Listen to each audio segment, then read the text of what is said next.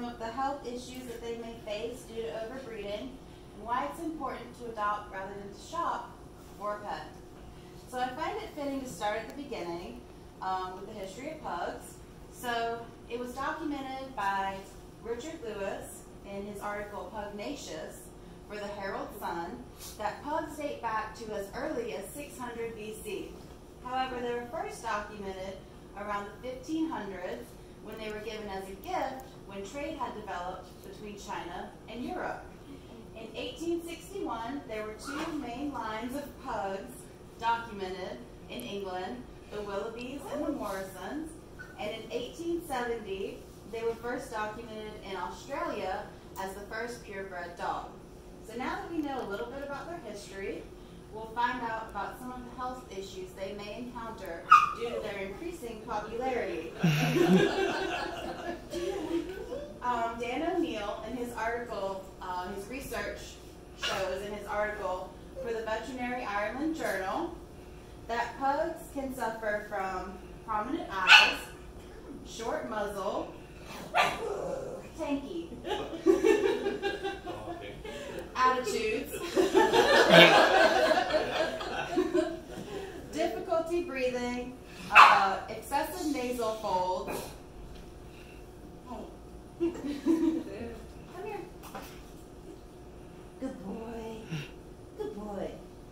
Excessively prominent eyes, incomplete blanks, sore eyes due to damage, poor eyelid formation, dermatitis in the skin folds, and obesity. We recently found this out when we took Tank to the vet and he was diagnosed with pigmentary keratitis due to his inability to close his eyelids completely, which is an excessive production of pigment, which then will cloud his cornea. But as you can see, he's perfectly fine. He still has his spunk, and right now he can see perfectly. Another issue that flat-faced dogs face is brachycephalic obstructive airway syndrome, which can cause severe dyspnea, difficulty breathing, intolerance to heat, and intolerance to exercise.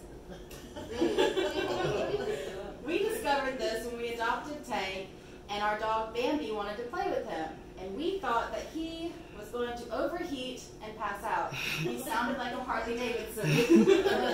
But now he runs around and hangs out with the big dogs perfectly fine. It is important to note that in this study, 32% of pugs had no issues, and data is important to gaining a full understanding of the disease duration and severity. Now on to our final topic, why it's important to adopt rather than to shop for a pet. These facts are provided by the Humane Association of America. One of the facts would be that 2.7 million dogs and cats are euthanized every year due to the surplus of animals and the shortage of owners. That in part is caused by puppy mills, which are very abusive conditions in which animals are bred, and they can use manipulative and conniving tactics to make you believe that everything is okay. When you adopt from a shelter, you know that your money is going to support a good cause. Another important reason to adopt is expenses.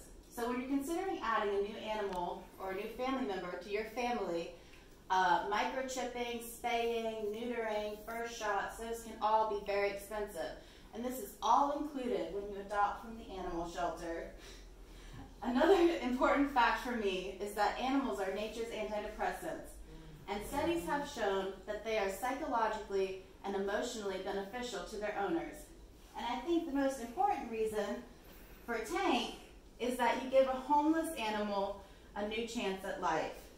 So thank you all for joining me today and learning about the history of pugs, their health issues they may face, and why it's important to adopt.